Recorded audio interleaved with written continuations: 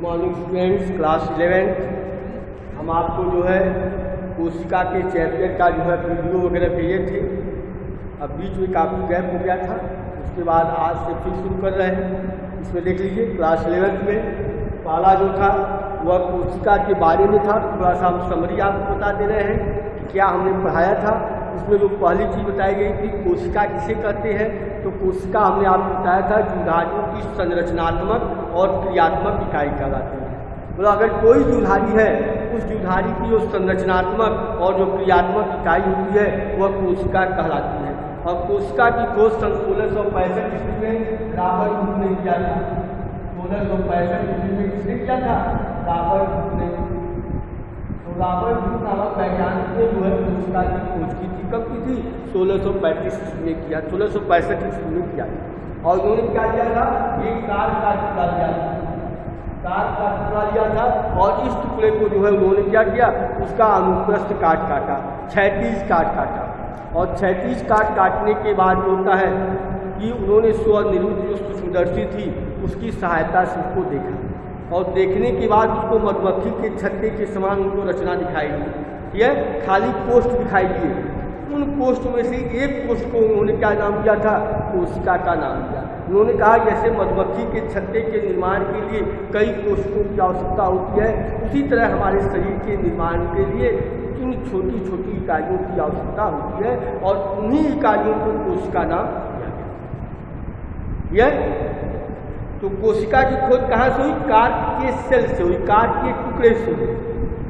और जैसे ये कहा जा सकता है जैसे घर है, घर में जो एक ईंट होता है वह एक कोशिका कहलाती है। अब जब कई ईंटें होती हैं तो मिल करके क्या करती है? दीवार का निर्माण कर लेती है और दीवार के बाद जो होता है घर बन जाता है। और जब घर बनता है जो है उसका जो होता है उसी तरह जैसे घर बनता है उसी तरह एक जीव का निर्माण होता है। यह तो इसकी खोज करने का काम जो है कोशिका की खोज करने का काम जो होता है रॉबर्ट ने किया था। बाद में जो था इसमें तमाम और वैज्ञानिक आए जैसे एंटोनी वॉन लीवेनहॉक थे। तो एंटोनी वॉन लीवेनहॉक ने जो होता है वह सूक्ष्म जीवों का अध्ययन किया था और सूक्ष्म जीवों के अध्ययन करने के कारण जो होता है वह उसमें जो होता है मुख्य रूप से उन्होंने बैक्टीरिया का जीवाणु का अध्ययन किया। इसलिए जो होता है एंटोनी वॉन लीवेनहॉक को फादर ऑफ बैक्टीरियोलॉजी कहा जाता है, जीवाणु विज्ञान का जनक कहा जाता है। यह बाद में जो है और साइंटिस्ट आए, रॉबर्ट ब्राउन थे, इन्होंने केंद्रक की खोज की थी। यह ह्यूगो वान मोल थे, उन्होंने जो है प्रोटोप्लाज्म की खोज की थी। तो इस तरह अलग अलग वैज्ञानिकों ने अलग अलग जो है कोशिकाओं की या उससे निर्मित जो चीज़ों की खोज की थी। इसके बाद आता है कोशिका सिद्धांत। कोशिका सिद्धांत का प्रतिपादन जो था वह स्लीडेन और स्वान ने किया था। ये इंपॉर्टेंट क्वेश्चन है, वो पूछा जाता है कोशिका सिद्धांत का प्रतिपादन किसने किया था? तो आप बताएंगे स्लीडेन और स्वान ने किया था। और उन्होंने बताया था कोशिका सभी जीवधारियों की संरचनात्मक और क्रियात्मक इकाई होती है। कोशिका आनुवंशिकता की इकाई होती है और कोशिका जो होती है कि नई कोशिकाओं का निर्माण जो है वह पूर्ववर्ती कोशिकाओं से होता है। इसकी खोज करने का काम विल्को नामक वैज्ञानिक ने किया था। तो विल्को नामक वैज्ञानिक ने बताया था कि जो नई कोशिकाएं होती हैं वह पूर्ववर्ती कोशिकाओं से उसका निर्माण होता है।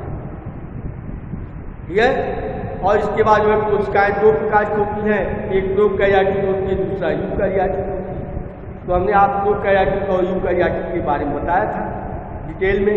इसके बाद पादप कोशिका जब कोशिका में अंतर बताया था हमने। अब इसके बाद आ जाता है कोशिका भित्ति। तो आप जानते हैं कोशिका भित्ति होती है वह केवल पौधों में पाई जाती है, जंतुओं में कोशिका भित्ति का क्या होता है? अभाव होता है। और कोशिका भित्ति होती है यह एक निर्जीव आवरण होता है, मतलब निर्जीव होता है और छोटा आवरण होता है जो जिसको हम कोशिका भित्ति कहते हैं। और यह जीवद्रव्य के बाहर क्या होती है? पाई। कवकों में जो कोशिका भित्ति होती है वह काइटिन की बनी होती है, जबकि शैवालों में जो कोशिका भित्ति होती है वह सेल्यूलोज की बनी होती है। तो अलग अलग जो जंतु होते हैं, अलग अलग जो जीवधारी होते हैं, उनमें कोशिका भित्ति होती है वह अलग अलग पदार्थों से मिलकर के बनती है। कोशिका भित्ति होती है यह कोशिका को दृढ़ता प्रदान करती है। यह और दृढ़ता प्रदान करने के साथ साथ होता है, कैसे कहा जा सकता है कि कोशिका भित्ति होती है वह मतलब पादप कोशिका का एक कंकाल का निर्माण है। कोशिका भित्ति के बाद आता है कोशिका झिल्ली होती है।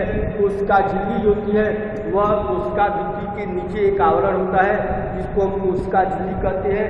और यह जो है सभी जीवों में जीवद्रव्य को घेरे हुए जो होती है एक अर्धपारगम झिल्ली, मतलब जीवद्रव्य को चारों तरफ से घेरे हुए एक अर्धपारगम जो झिल्ली होती है उसको हम जो है कोशिका झिल्ली कहते हैं। और कोशिका झिल्ली की खोज जो है नागेली एक वैज्ञानिक थे, तो नागेली नामक वैज्ञानिक ने कोशिका के बाहर उपस्थित जो झिल्ली होती है उसको कोशिका झिल्ली या कोशिका कला का नाम दिया। तो कोशिका कला या प्लाज्मा मेम्ब्रेन, कोशिका कला या इसी को हम कहते हैं प्लाज्मा मेम्ब्रेन कहते हैं, या इसी को कहते हैं यूनिट मेम्ब्रेन कहते हैं। और इसकी खोज जो है नागेली नामक वैज्ञानिक ने किया।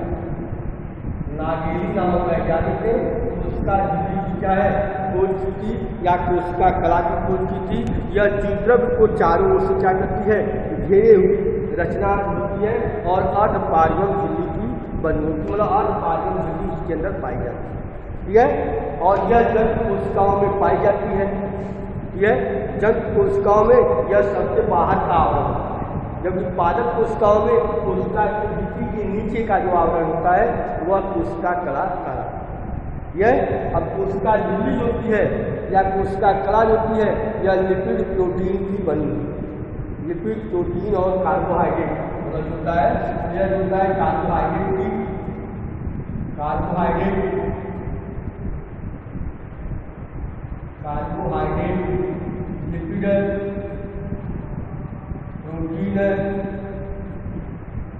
लिपिड प्रोटीन और कार्बोहाइड्रेट से मिलकर के बनी होती है। और उसी के आधार पर अलग अलग वैज्ञानिकों ने कोशिका कला के बारे में अलग अलग सिद्धांत प्रस्तुत किया था। उसमें पहला आता है यूनिट मेम्ब्रेन, एकक कला मॉडल। एकक कला मॉडल को प्रस्तुत करने का काम जो रॉबर्टसन नामक वैज्ञानिक ने प्रस्तुत किया था। यूनिट मेम्ब्रेन मॉडल इसको प्रस्तुत करने का काम रॉबर्टसन नामक वैज्ञानिक ने किया। रॉबर्टसन नामक वैज्ञानिक जो है ये जो है यूनिट मेम्ब्रेन मॉडल प्रस्तुत किया था। इनके अनुसार जो था कि जो कोशिका कला की जो मोटाई होती है वह 75 एंगस्ट्रॉम होती है। और यह जो है लिपिड यह जो कोशिका झिल्ली होती है वह 3 परतों की बनी होती है, जिसकी कुल मोटाई जो होती है वह 15 एंगस्ट्रॉम होती है। इसमें लिपिड जो होती है लिपिड की दोहरी परत पाई जाती है, जिसके दोनों अर्थात बाहर और अंदर जो है प्रोटीन की परत, मतलब अंदर कि इसमें जो होता है लिपिड और प्रोटीन की दोहरी परत क्या होती है पाई जाती है। इसके बाद दूसरा जो मॉडल था वह होता है तरल मोज़ेक मॉडल या फ्लूइड मोज़ेक मॉडल। दूसरा मॉडल था फ्लूइड मोज़ेक मॉडल। इसको प्रस्तुत करने का काम क्या था? इसको प्रस्तुत करने का काम सिंगर तथा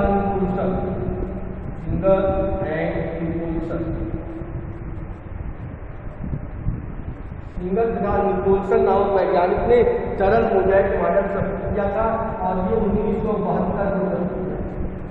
ये 1972 में प्रस्तुत किया था और इसमें भी बताया गया कि जो लिपिड होती है वह झिल्ली के जो मध्य भाग होता है उसमें लिपिड पाई जाती है जो द्विपरमाणुक परत होती है। द्विपरमाणुक मतलब दोहरी परत होती है, जबकि झिल्ली में उपस्थित जो प्रोटीन होती है वह जो होता है उसके अलग अलग भाग होते हैं या प्रोटीन की जो व्यवस्था होती है वो अलग।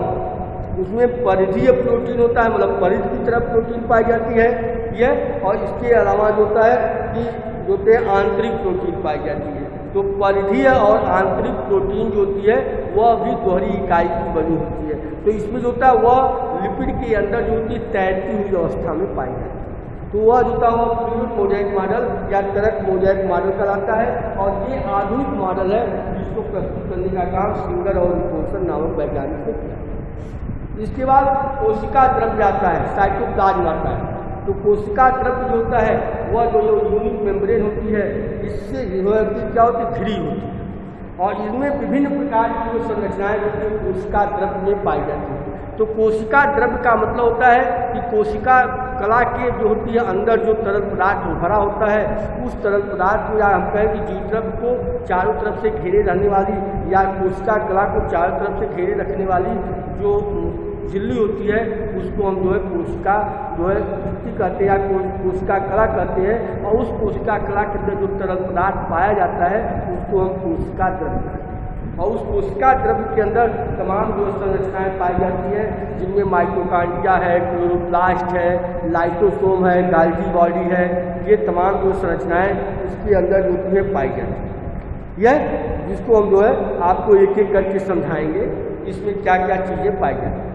तो इसमें जो होता है कि माइटोकॉन्ड्रिया आता है, तो माइटोकॉन्ड्रिया आप जानते हैं उसे हम ऊर्जा का पावर हाउस कहते हैं। माइटोकॉन्ड्रिया जो होती है उसमें जो होता है श्वसन की क्रिया होती है और श्वसन की क्रिया के कारण जो होता है कि उसमें अंदर एटीपी का निर्माण होता है, ऊर्जा का निर्माण होता है और उसी ऊर्जा के निर्माण के कारण जो होता है माइटोकॉन्ड्रिया को ऊर्जा का पावर हाउस कहा जाता है। माइटोकॉन्ड्रिया की खोज अल्टमान नामक वैज्ञानिक ने किया था यह।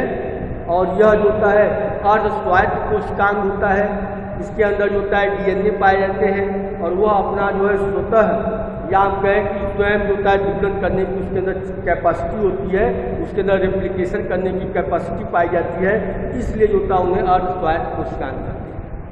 यह और यह जो होता है इसकी जो रचना उसकी जो भीतरी आवरण होता है वह क्रिस्टी के समान होता है, अंगुली का जो प्रवर्ध होता है उभार होता है उसके समान होता है, जिसमें जो होता है ऑक्सीजन की क्रिया होती है या इलेक्ट्रॉन परिवहन तंत्र होता है और इसके अलावा जो होता है कि एटीपी का निर्माण वगैरह जो होता है उसी के अंदर होता रहता है। ठीक है, तो माइटोकॉन्ड्रिया को ऊर्जा का पावर हाउस इसलिए कहा जाता है क्योंकि माइटोकॉन्ड्रिया के अंदर श्वसन की क्रिया होती है और श्वसन की क्रिया के दौरान खाद्य पदार्थों का ऑक्सीकरण होता है, उस ऑक्सीकरण के फलस्वरूप ऊर्जा निकलती है और वह ऊर्जा एटीपी के रूप में माइटोकॉन्ड्रिया के अंदर क्या होती है, संचित हो जाती है, इसलिए माइटोकॉन्ड्रिया को ऊर्जा का पावर हाउस कहा जाता है। इसके बाद इसके अंदर आता है अंतःप्रद्रवी जालिका होती है। अंतःप्रद्रवी जालिका की जो खोज थी वह पोर्टर नामक वैज्ञानिक ने किया था और यह जो होता है यूकैरियोटिक कोशिकाओं में पाई जाती है। प्रोकैरियोटिक कोशिकाओं में क्या होता है, इसका अभाव होता है और यह एक चपटे आकार की होती है और इसके जो होता है 3 भाग होते हैं, सिस्टर्नी होती है, इसके अलावा थैलियाँ होती हैं, थैलियों के बाद नलिकाएँ होती हैं। यह तो सिस्टर्नी, वेस्किल्स और ट्यूब्यूल्स ये 3 भाग में विभाजित होती है और अंतःप्रद्रवी जालिका जो कि 2 प्रकार की होती है, एक खुरदरी होती है, दूसरी चिकनी होती है। तो जो खुरदरी अंतःप्रद्रवी जालिका होती है उस पर राइबोसोम का निर्माण होता है।